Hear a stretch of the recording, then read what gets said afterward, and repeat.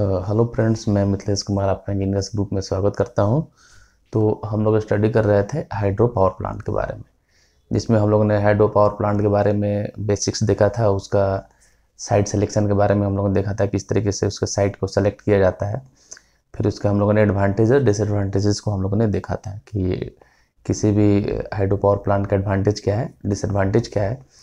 और उसमें हम लोगों ने देखा था कि कैसे एनर्जी का जो है, एनर्जी का कन्वर्जन कैसे हो रहा था। ठीक है, कि उसमें सबसे पहले जो वाटर के अंदर पोटेंशियल एनर्जी है, ठीक है, वो कन्वर्ट होता है काइनेटिक एनर्जी के अंदर। ठीक है, और वो kinetic energy with the help of turbine convert हो रहा था मैकेनिकल एनर्जी के अंदर, और जो मैकेनिकल एनर्जी है with the help of alternator convert हो रहा था किसके अंदर, इलेक्ट्रिकल एनर्जी के अंदर। तो एक बार फिर से इसको देख लीजिए, इसमें एनर्जी का कन्वर्जन कैसे था।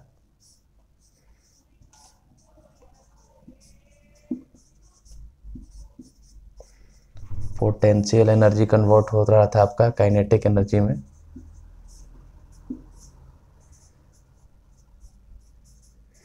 काइनेटिक एनर्जी कन्वर्ट हो रहा था आपका मैकेनिकल एनर्जी में,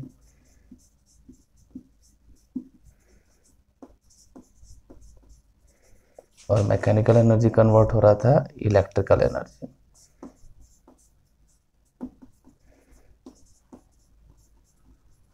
तो इसको आप लोग ध्यान रखें। ठीक है, जो आपका पोटेंशियल एनर्जी था वो किस में कन्वर्ट हो रहा था, आपका काइनेटिक एनर्जी में। ठीक है, और काइनेटिक एनर्जी किस में कन्वर्ट हो रहा था, मैकेनिकल एनर्जी में। ठीक है, पोटेंशियल एनर्जी काइनेटिक एनर्जी में कन्वर्ट, इसमें एक हम लोग यूज करते हैं।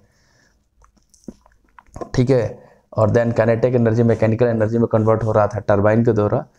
ठीक है, और जो आपका मैकेनिकल एनर्जी है वो इलेक्ट्रिकल एनर्जी में कन्वर्ट हो रहा था इलेक्ट्रिकल एनर्जी के द्वारा। ठीक है, तो ये आपका सिंपल सा जो हाइड्रो पावर प्लांट है उसका एनर्जी का कन्वर्जन है कि किस तरीके से एनर्जी इसमें कन्वर्ट होता है। पोटेंशियल एनर्जी सबसे पहले काइनेटिक एनर्जी के अंदर। ठीक है, और आपका जो आपका काइनेटिक एनर्जी है वो कन्वर्ट हो रहा था टरबाइन के द्वारा मैकेनिकल एनर्जी में। देन आपका मैकेनिकल एनर्जी कन्वर्ट हो रहा था इलेक्ट्रिकल एनर्जी में। ठीक है, ये सिंपल सा आपका एनर्जी का कन्वर्जन था हाइड्रो पावर प्लांट के अंदर। ठीक है,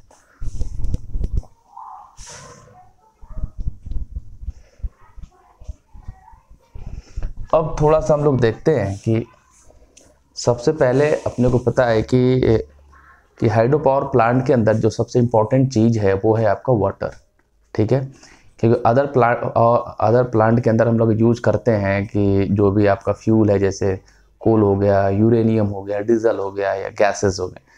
ठीक है, लेकिन इस पावर प्लांट की जो टोटल कैपेसिटी है, या इस पावर प्लांट जो टोटली जो निर्भर है वो वाटर पर डिपेंड है।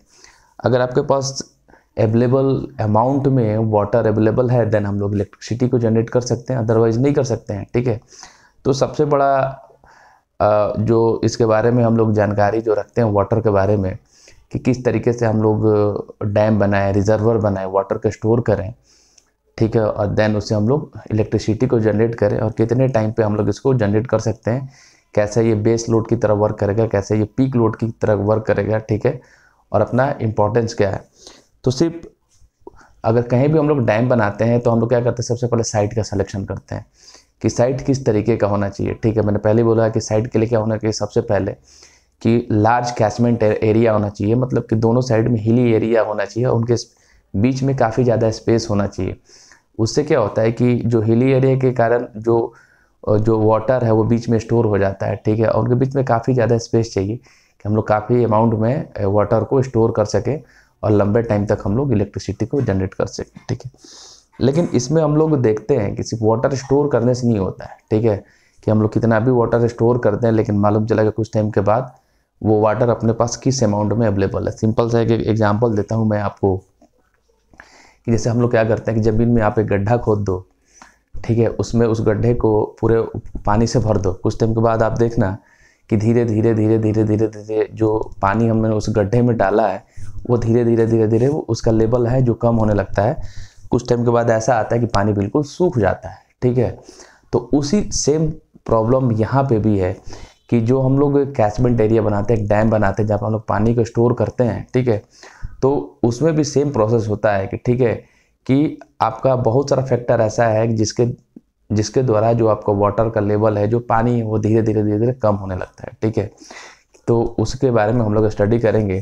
ठीक है, क्योंकि इन सब का अगर प्रॉपर नॉलेज अपने पास नहीं है तो हम लोग प्रॉपर तरीके से जो इलेक्ट्रिसिटी है उसको जनरेट नहीं कर सकते। इससे अपने को ये पता चलेगा कि इतना लॉस होने के बाद किस अमाउंट में अपने पास वाटर बचा है। ठीक है, और उसी से हम लोग क्या करते हैं, इलेक्ट्रिसिटी जनरेट करते हैं। ठीक है, जैसे आपने क्या किया, मैंने अभी बोला कि हमने क्या करते हैं, गड्ढा खोद लिया, उसके अंदर हम लोगों ने पानी जमा कर लिया। ठीक है, कुछ टाइम के बाद हम लोग देखते हैं कि धीरे धीरे उस वाटर का लेवल कम होने लगता है। ठीक है, मतलब हम लोग उसमें क्या देखते हैं, कुछ फैक्टर ऐसा आता है कि जैसे कुछ जो वाटर है वो आपका एवेपोरेट हो जाता है। ठीक है, वाष्प बनकर उड़ जाता है। ठीक है, कुछ जो वाटर है वो ज़मीन में रिस जाता है। ठीक है, अगर आपका मिट्टी अच्छी नहीं है तो पूरा का पूरा पानी धीरे धीरे करके क्या हो जाएगा, ग्राउंड में चला जाएगा। ठीक है, तो आपके पास पता चलेगा कि पानी है ही नहीं। ठीक है, जब आपके पास वाटर ही नहीं रहेगा तो हम लोग कैसे, किस तरीके से हम लोग इलेक्ट्रिसिटी को जनरेट करेंगे। ठीक है, तो उसी तरीके से ये हम लोगों ने यहाँ पे एक हाइड्रोलॉजिकल साइकिल जो है यहाँ पे जनरेट करके इसको समझने का कोशिश किया है। ठीक है, कि किस तरीके से अपने पास वाटर आता है और कितने अमाउंट में वाटर अपने पास अवेलेबल रहता है, और उसी वाटर का यूज करके हम लोग क्या करते हैं कि आपका पावर को जनरेट करते हैं। ठीक है, तो सबसे पहले हम लोग देखें तो इस तरीके से आपका ये ग्राफ है। ठीक है, हाइड्रोलॉजी का। यहाँ पे देखें कि ये आपका ओशियन है या जो भी है, मतलब कि जहाँ पे हम लोग वाटर को स्टोर करते हैं। ठीक है, और ये आपका यहाँ पे स्नो है, ये आपका प्रिसिपिटेशन है, ये आपका ट्रांसपिरेशन है फ्रॉम वेजिटेशन, ये आपका सन है। ठीक है, तो अगर हम लोग अभी बात करें तो किस तरीके से जो पूरा वाटर का जो साइकिल होता है और कितना जो आपका पानी वाटर अवेलेबल है इलेक्ट्रिसिटी को जनरेट करने के लिए। ठीक है, तो सबसे पहले देखें तो प्रिसिपिटेशन का मतलब होता है कि बारिश, वर्षीकरण। ठीक है, कि किस अमाउंट में आपका जो बारिश हो रहा है। ठीक है, और उसी से क्या होता है कि इस वाले एरिया में जो वाटर आपका अवेलेबल होता है। ठीक है, इसके अंदर हम लोग ले सकते हैं या तो रेन का मतलब होता है बारिश, स्नो का मतलब होता है कि जो भी आपका ओला वगैरह गिरता है। ठीक है, बर्फ़ गिरता है। ठीक है, उसी तरीके से आपका हेल का मतलब वही होगा, ओला, और स्लीट का मतलब होगा कि ओला के साथ जो भी आपका मतलब बारिश होती है। ठीक है, फिर से समझने की कोशिश करें। प्रिसिपिटेशन, ठीक है, इसके अंदर हम लोग लेते हैं रेन का मतलब जिसमें डायरेक्ट बारिश होती है। ठीक है, स्नो का मतलब हम लोग क्या बोलते हैं कि बर्फ़बारी, बहुत बार ऐसा होता है कि बर्फ़बारी होता है। ठीक है, ये जस्ट लाइक क्या होता है, कुछ टाइम के बाद वो बर्फ़ क्या होता है, वो मेल्ट हो जाता है और वाटर का रूप ले लेता है। ठीक है, हेल का मतलब होता है कि ओला, बहुत टाइम ओले भी गिरते हैं।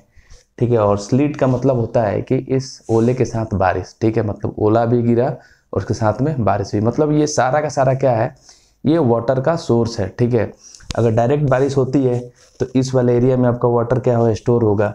ठीक है, अगर आपका डायरेक्टली क्या है, बर्फ़ है। ठीक है, तो वो भी कुछ टाइम के बाद, अगर सॉलिड चीज़ें वो भी कुछ टाइम के बाद मेल्ट होकर क्या हो जाएगा, वाटर में कन्वर्ट हो जाएगा।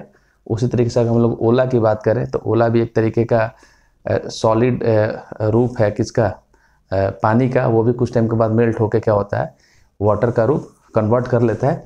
और इस पूरे एरिया में जो क्या है आपका, जो आपका वाटर है, वाटर स्टोर हो जाता है, वाटर एक लेवल तक स्टोर हो जाता है। ठीक है, लेकिन अपने को यही देखना है कि किस लेवल तक यहाँ पे वाटर अवेलेबल रहेगा। ठीक है, तो हम लोग सबसे पहले देखते हैं, ठीक है, कि सबसे पहले यहाँ पर देखते हैं, इसको बोलते हैं हम लोग परकोलेशन। परकोलेशन का मतलब यही है कि इस पूरे एरिया में हमारा वाटर तो स्टोर हो गया। ठीक है, लेकिन अभी मैंने क्या बोला कि गड्ढा खोदा हमने। ठीक है, उस गड्ढे में हम लोगों ने पानी भर दिया। ठीक है, तो कुछ टाइम के बाद क्या होता है कि कुछ पानी भाप बन के उड़ जाएगा, कुछ पानी मिट्टी के अंदर रिस जाएगा। ठीक है, अंदर ही अंदर रिस जाएगा। ठीक है, तो परकोलेशन का मतलब ये हुआ कि कोई जो वाटर है वो धीरे धीरे करके क्या होगा कि जो आपका मिट्टी के अंदर है वो धीरे धीरे करके रिस जाएगा, मतलब जो उसका अंडरग्राउंड लेवल है उसमें धीरे धीरे पानी कहीं ना कहीं वो रिस जाता है। ठीक है, इसके बाद हम लोग देखें कि अगर ये सूर्य है, ठीक, अभी हम लोग गर्मी की बात करें तो टेम्परेचर देख रहे हैं कि 40 डिग्री प्लस है टेम्परेचर, या 40 है, 45 डिग्री तक टेम्परेचर पहुंच रहा है। तो इतनी भारी गर्मी में क्या होता है कि कुछ जो आपका वाटर है वो एवेपोरेट हो जाएगा, मतलब वाष्पीकरण के द्वारा उड़ जाएगा। ठीक है, तो यहाँ पे देखिए कुछ पानी जो है वो आपका ज़मीन के अंदर, भूमि के अंदर रिस गया, ठीक है।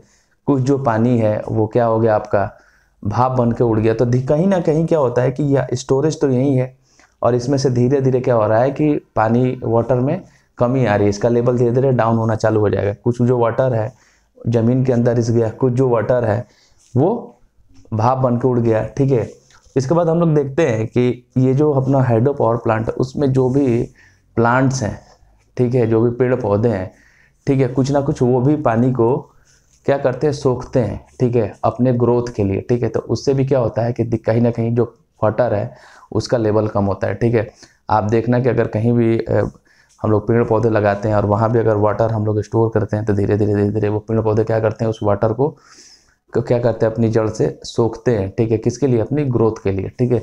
तो यहाँ पे इस एरिया में जो भी इस तरीके से प्लांटेशन है, ठीक है, तो उस तरीके से क्या होगा कि ये भी पानी को क्या करेंगे कि सोखेंगे अपने ग्रोथ के लिए। तो कहीं ना कहीं क्या होगा कि जो वाटर का लेवल है वो कम होगा। इसी तरीके से धीरे धीरे करके जो पानी का लेवल है वो कम होने लगता है, भले वो वाष्पीकरण हो, ठीक है, या आपका भूमि के अंदर रिसना हो, या आपका जो प्लांट्स है उसके द्वारा लिया गया हो, ठीक है।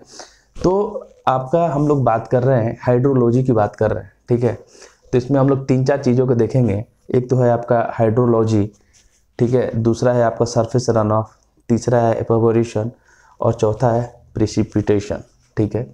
तो हम लोग देखें कि आपका अगर सिंपल से हम लोग बात करें कि यहाँ आपका इस एरिया में जो कैचमेंट एरिया है उसमें आपका वाटर इलेक्ट्रिसिटी के लिए तभी अवेलेबल रहेगा, ठीक है, जब आपका जो बारिश है, ठीक है, बारिश जो है वो इवेपोरेशन, परकोलेशन एंड इनके कंपैरिजन में ज़्यादा हो, ठीक है। मतलब कि अगर जो मेरा प्रेसिपिटेशन वाला जो पार्ट है वो आपका मैक्सिमम रहेगा, तभी आपका जो आपका वाटर है अवेलेबल रहेगा इस सरफेस पे, ठीक है, वाटर इलेक्ट्रिसिटी को जनरेट करने के लिए, ठीक है। नहीं तो क्या होगा कि जितना बारिश नहीं होगा उससे ज़्यादा तो वाटर का लॉस हो जाएगा, ठीक है। तो मालूम चला कुछ डैम में कुछ बचा ही नहीं, ठीक है। जब डैम में कुछ बचा ही नहीं तो उससे क्या होगा कि जो मेरा वाटर है वो वाटर का पूरा लॉस हो जाएगा, ठीक है। जब मेरा वाटर ही नहीं रहेगा तो हम लोग इलेक्ट्रिसिटी को जनरेट नहीं कर रहे हैं। तो मतलब कहने का मतलब ये है कि जो प्रिसिपिटेशन वाला पार्ट है वो कहीं ना कहीं ग्रेटर होना चाहिए इन सबको मिला के, ठीक है, कि इन सबको मिला के इवेपोरेशन, परकोलेशन एंड ये जो प्लांट्स के द्वारा जो भी वाटर लिया जा रहा है, इनसे अगर आपका जो बारिश वाला पार्ट है वो ग्रेटर है तो उससे क्या होगा कि धीरे धीरे वो जो मेरा वाटर का लेवल है मेंटेन रहेगा। मतलब एक सरफेस वाटर मेरे को मिलेगा।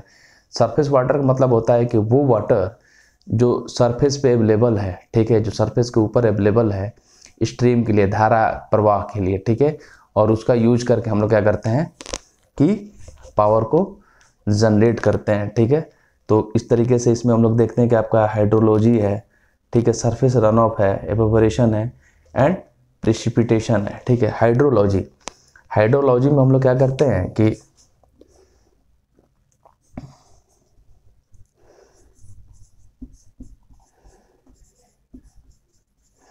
हाइड्रोलॉजी में हम लोग क्या करते हैं कि वाटर का स्पेशली हम लोग स्टडी करते हैं, ठीक है। कि हाइड्रोलॉजी में हम लोग क्या करते हैं कि आपका सिंपल जो वाटर है उसके बारे में हम लोग अवेलेबल करते हैं। इसे हम लोग पता करते हैं कि किस क्वांटिटी में वाटर आपका अवेलेबल है, उसका मास क्या है, ठीक है, और कितने एरिया में हम लोग इस वाटर को स्टोर कर सकते हैं, ठीक है। तो और देन उससे हम लोग कितना पावर को जनरेट कर सकते हैं, इसको हम लोग बोलते हैं हाइड्रोलॉजी, ठीक है। उसी तरीके से हम लोग बोलते हैं surface run of. Surface run off का मतलब ये होता है कि ये जो आपका सरफेस है, ये सारा वाटर लॉस होने के बाद जो अपने सरफेस पे वाटर अवेलेबल होता है उसको हम लोग बोलते हैं सरफेस रन ऑफ, ठीक है, सरफेस रन ऑफ वाटर। और सरफेस रन ऑफ वाटर का ही यूज करके हम लोग क्या करते हैं कि इलेक्ट्रिसिटी को जनरेट करते हैं, ठीक है। सरफेस रन ऑफ, सरफेस फिर से समझने की कोशिश कीजिए। सरफेस रन ऑफ का मतलब वो होता है कि सारा वाटर का लॉस होने के बाद, जैसे जब कुछ रिस गया वाटर, कुछ पास बन के उड़ गया, कुछ प्लांट्स द्वारा अवशोषित कर लिया गया, उसके बाद जो हमारे सरफेस के ऊपर जो वाटर अवेलेबल रहता है, जो एक धारा अवेलेबल रहती है, ठीक है, इलेक्ट्रिसिटी को जनरेट करने के लिए, ठीक है, जिसे आपका वाटर का फ्लो होता है उसको हम लोग बोलते हैं सरफेस रन ऑफ, ठीक है। आगे देखते हैं इवेपोरेशन, ठीक है। इसको हम लोग बोलते हैं वाष्पीकरण, ठीक है। मतलब कि पानी का वो पार्ट, ठीक है, जो कि हाई टेम्परेचर, सूर्य के हाई टेम्परेचर के द्वारा क्या है, वाष्पीकरण द्वारा क्या हो जाता है, उड़ जाता है, ठीक है। कहाँ पे, एटमॉस्फेयर में, उसको हम लोग बोलते हैं इवेपोरेशन, ठीक है।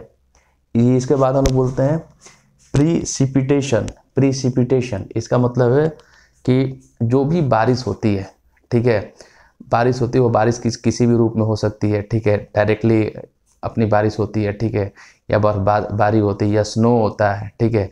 तो इन सब का मतलब ये है कि इन सब का यूज करके हम लोग वाटर को कलेक्ट कर सकते हैं, ठीक है। और जो आपका प्रिसिपिटेशन है, ये दो तरीके का हो सकता है। एक तो आपका लिक्विड होता है, दूसरा क्या होता है, सॉलिड होता है। जो आपका वर्षन है, लिक्विड में मतलब कि डायरेक्ट आपकी बारिश हो गई, ठीक है, जो बारिश होगी उसको वो in the form of liquid form में होता है। और सॉलिड फॉर्म का मतलब जैसे आपका स्नो हो गया, ठीक है, या हेल हो गया आपका, ठीक है। जैसे डायरेक्ट आपका जो बर्फ़ है, ठीक है, वो सॉलिड रूप में होता है, या जो ओले गिरते हैं वो सॉलिड रूप में होते हैं, लेकिन कुछ टाइम के बाद वो क्या करते हैं, वाटर का रूप कन्वर्ट कर लेते हैं, ठीक है। तो इनको हम लोग बोलते हैं कि प्रिसिपिटेशन, ठीक है। तो इस तरीके से वो वाटर का साइकिल ही अपने को ये ध्यान रखना है, ठीक है। ये सारा फैक्टर है, ठीक है। और इसके बाद ही अपने सरफेस पे वाटर अवेलेबल रहता है इलेक्ट्रिसिटी को जनरेट करने के लिए, ठीक है। तो इस तरीके से ये आपका क्या है, हाइड्रोलॉजिकल साइकिल है, ठीक है। अभी वन बाई वन करके मैं सबके बारे में डिटेल में हम लोग लिख भी लेते हैं कि अगर एग्जाम्स में आता है तो हम लोग इसको ईजिली अपना एक्सप्लेन कर सकते हैं। एक बार आप पूरे ग्राफ को देखिए।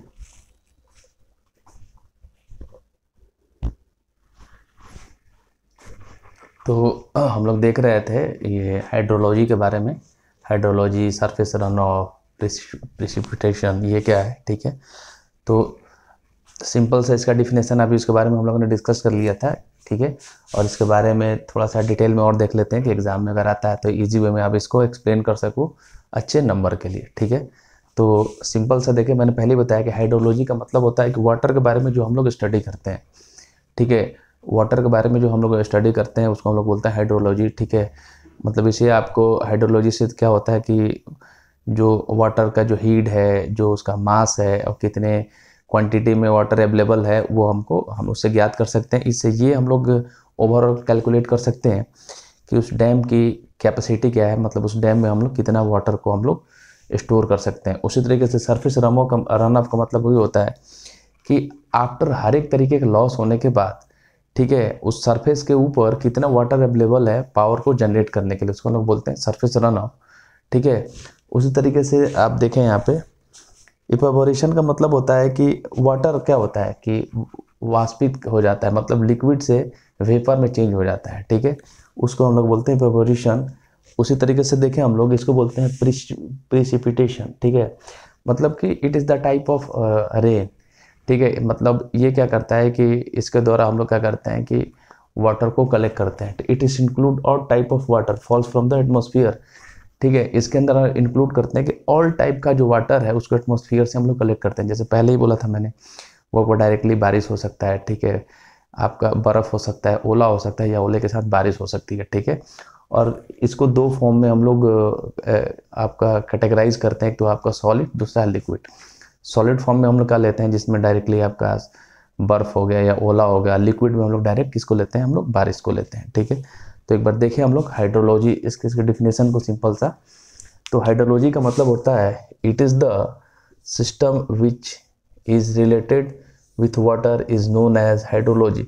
कहीं भी हाइड्रोलॉजी अगर वर्ड आता है और पूछे वो किससे रिलेटेड है, तो सिंपल आपको बताना है अगर कि हाइड्रोलॉजी जो शब्द है, ठीक है, उसका यूज करके हम लोग क्या करते हैं कि वाटर के बारे में स्टडी करते हैं। मतलब वो किससे रिलेटेड है, वो वाटर से रिलेटेड है। हाइड्रो का मतलब ये होता है वाटर, ठीक है। तो हाइड्रोलॉजी के अंदर हम लोग क्या करते हैं कि हाइड्रोलॉजी में हम लोग क्या करते हैं कि वाटर के बारे में हम लोग जानकारी प्राप्त करते हैं, ठीक है। It is the system which related with water is known as hydrology. मतलब कि ये एक सिस्टम है, ठीक है, जो आपको वाटर से रिलेटेड होता है, उसको हम लोग क्या बोलते हैं, हाइड्रोलॉजी। जहाँ भी हाइड्रोलॉजी आ जाए तो आपको ध्यान रखना है कि हाइड्रोलॉजी में हम लोग क्या करते हैं, हाइड्रो के पानी के बारे में हम लोग स्टडी कर रहे हैं, उसके बारे में जानकारी प्राप्त कर रहे हैं, ठीक है। The hydrology related with the heat of water. Heat का मतलब होता है हाइट, हीट का मतलब होता है हाइट। हाइड्रोलॉजी से क्या करते हैं कि जो वाटर हीट के बारे में हम लोग क्या करते हैं, आपका जानकारी प्राप्त करते हैं, ठीक है। The hydrology related with the heat of water, flow of quantity of water, ठीक है, कि किस क्वांटिटी में आपका वाटर फ्लो हो रहा है, ठीक है, मास ऑफ वाटर, और आपका वाटर का मास क्या है, ठीक है। तो फिर से समझने का कोशिश कीजिए कि जो हाइड्रोलॉजी जो टर्म है वो वाटर से रिलेटेड है, ठीक है। और हाइड्रोलॉजी का यूज करके हम लोग क्या मतलब ज्ञात करते हैं, हीट ऑफ वाटर मतलब उसकी हाइट, ठीक है, किस क्वांटिटी में वाटर फ्लो हो रहा है, ठीक है, और मास ऑफ द वाटर, ठीक है। इन सब का स्टडी करके हम लोग ये पता कर सकते हैं कि उस डैम में कितना पानी स्टोर कर सकते हैं, मतलब उसकी कैपेसिटी क्या है, ठीक है। The above data is useful for the utilize the decide the install capacity of the hydro power plant, ठीक है। इन सब का स्टडी करके हम लोग ये पता कर सकते हैं कि किस कैपेसिटी का हाइड्रो पावर प्लांट को हम लोग इंस्टॉल कर सकते हैं। मतलब कि आपका जो हाइड्रो पावर प्लांट है जो हम लोग इंस्टॉल कर रहे हैं वो टोटली डिपेंड कर रहे हैं आपका वाटर के ऊपर। जिस क्वांटिटी में अपने पास वाटर अवेलेबल होगा उसी क्वांटिटी में हम लोग पावर को जनरेट करते हैं, मतलब उसी कैपेसिटी का हम लोग क्या कर सकते हैं, पावर प्लांट जो है सेटअप कर सकते हैं, ठीक है। तो फिर से मैं बोल रहा हूँ, हाइड्रोलॉजी का मतलब होता है कि हाइड्रोलॉजी एक सिस्टम है जो वाटर के स्टडी से, वाटर से रिलेटेड होता है। इसमें हम लोग वाटर हीट के बारे में, ठीक है, जो वाटर का फ्लो है उसके बारे में, जो उसका मास है उसके बारे में स्टडी कर सकते हैं। और इन सब का यूज करके हम लोग ये कैलकुलेट कर सकते हैं कि जो हम लोग हाइड्रो पावर प्लांट मतलब लगाने जा रहे हैं उसकी कैपेसिटी का हम लोग इंस्टॉल कर सकते हैं, ठीक है। तो ये है आपका हाइड्रोलॉजी। उसी तरीके से देखें इवेपोरेशन, ठीक है, it is transfer of water from liquid to vapour state. वाष्पीकरण जिसको बोलते हैं, जिसमें क्या होता है कि जो आपका लिक्विड है वो वाष्प में बदल जाता है, उसको हम लोग बोलते हैं वाष्पीकरण, और इंग्लिश में इसको बोलते हैं इवेपोरेशन, ठीक है। उसी तरीके से आपका सरफेस रन ऑफ, ठीक है। सरफेस रन ऑफ मतलब कि मैंने पहले डिस्कस किया था कि अगर कहीं पानी स्टोर है तो कुछ पानी ज़मीन के अंदर रिस जाता है, ठीक है। कुछ पानी क्या होता है कि वो आपका वाष्प बन के उड़ जाता है, ठीक है। और कुछ जो पानी है वो आपका प्लांटेशन द्वारा यूज कर लिया जाता है। उसके बाद जो वाटर अवेलेबल होता है सरफेस के ऊपर, ठीक है, जिसे वाटर का फ्लो होता है और उसका यूज करके हम लोग कहीं भी हम लोग इलेक्ट्रिसिटी को जनरेट कर सकते हैं। तो इस तरीके के वाटर को हम लोग बोलते हैं कि सरफेस रन ऑफ, ठीक है। अब ये तभी संभव है, ठीक है, जो बारिश की जो रेट है वो ज़्यादा हो, ठीक है, किससे, आपका जो भी मतलब वाटर का जो रिसाव हो रहा है वो रेट हो रहा है, ठीक है। अगर बारिश की रेट ज़्यादा हो, अगर बारिश की रेट की जो बारिश की रेट है, ठीक है, अगर पानी का रिसाव हो रहा है या वाष्पीकरण हो रहा है, इनके रेट से कम हो तो जो आपका सरफेस रन ऑफ है वो संभव नहीं है, ठीक है। उससे क्या होगा कि आपका जो टोटल पानी है वो वेस्ट हो जाएगा, ठीक है। हमारे सरफेस पे कोई भी वाटर अवेलेबल नहीं रहेगा, क्लियर। तो इसको हम लोग बोलते हैं surface run of. It is the portion of precipitation का मतलब होता है वर्षन, जिसमें हम लोग हर एक तरीके के बारिश को कैलकुलेट करते हैं। Which makes it way towards stream, lakes और ओशियन, ठीक है। ये क्या है कि सरफेस रन ऑफ जो है वो जो आपका प्रिसिपिटेशन का एक पार्ट है, ठीक है, जो सरफेस के ऊपर क्या करता है कि वाटर के जो फ्लो है, ठीक है, उसको क्या करता है, निर्धारित करता है, clear. Run of can be possible only when the rate of precipitation exceed the rate at which water infiltrate into soil, ठीक है। आपका रन ऑफ तभी संभव है जब आपकी प्रिसिपिटेशन है उसकी रेट वाटर इनफिल्ट्रेशन से ज़्यादा हो। वाटर इनफिल्ट्रेशन का मतलब होता है कि इनटू सॉइल मतलब पानी का ज़मीन के अंदर रिसना, ठीक है। अगर बारिश की रेट इनफिल्ट्रेशन से ज़्यादा हो तभी आपका सरफेस रन ऑफ पॉसिबल है, ठीक है। क्योंकि अगर पानी का जो रिसाव है वो बारिश होने के रिसाव के रेट से अगर ज़्यादा होगा तो जितना बारिश नहीं होगा उससे ज़्यादा क्या होगा, पानी आपका रिस जाएगा। तो क्या होगा कि अगर रिजल्टेंट जो होगा कि जो आपका वाटर अवेलेबल है वो अवेलेबल ही नहीं रहेगा, ठीक है। तो ये तभी संभव है जब आपकी बारिश की रेट इनफिल्ट्रेशन से ज़्यादा हो, ठीक है। मतलब यहाँ पर हम लोग देखते हैं R बराबर P - C, ठीक है। मतलब R आपका रन ऑफ हो गया P हो गया आपका प्रिसिपिटेशन हो गया, और E हो गया एवेपोरेशन। मतलब यहाँ पर रिजल्ट में कुछ ना कुछ बचना चाहिए पॉजिटिव के अंदर, तभी आपका रन ऑफ आपका, ठीक है, संभव है। ठीक है, और ये केस तभी संभव है जब आपका P is greater than E। ठीक है, P is greater than E, जब P जो है E से बड़ा होगा तभी आपका जो सरफेस रन ऑफ है वो संभव है। ठीक है, अगर P is less than E, अगर P अगर E से लेस हो गया, मतलब जितना बारिश हो रहा है उससे ज़्यादा है जो आपका वाटर है उसका लॉस हो रहा है, देन उस केस में सरफेस रन ऑफ है जो वो संभव नहीं है। ठीक है, वो तभी संभव है जब जो आपका प्रिसिपिटेशन है वो ज़्यादा हो, किससे, एवेपोरेशन से, रिसाव से। ठीक है, तभी आपका सरफेस रन ऑफ है वो संभव है। तो ये केस हमेशा ध्यान रखना। क्लियर। प्रिसिपिटेशन का मतलब होता है it include all type of water falls from atmosphere, मतलब एक बारिश।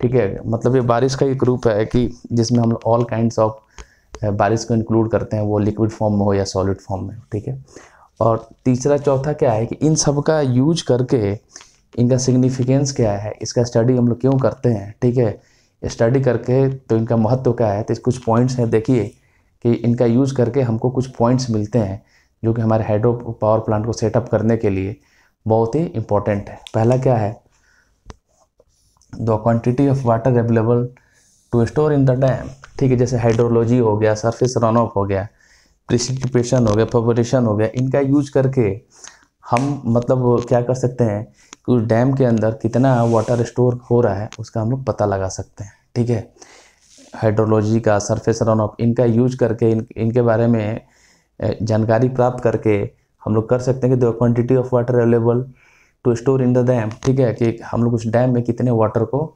स्टोर कर सकते हैं इलेक्ट्रिसिटी जनरेट करने के लिए। Clear.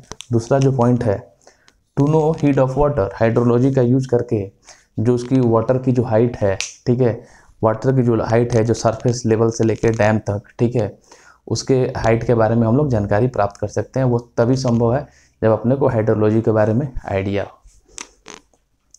To know quantity of water available for per second.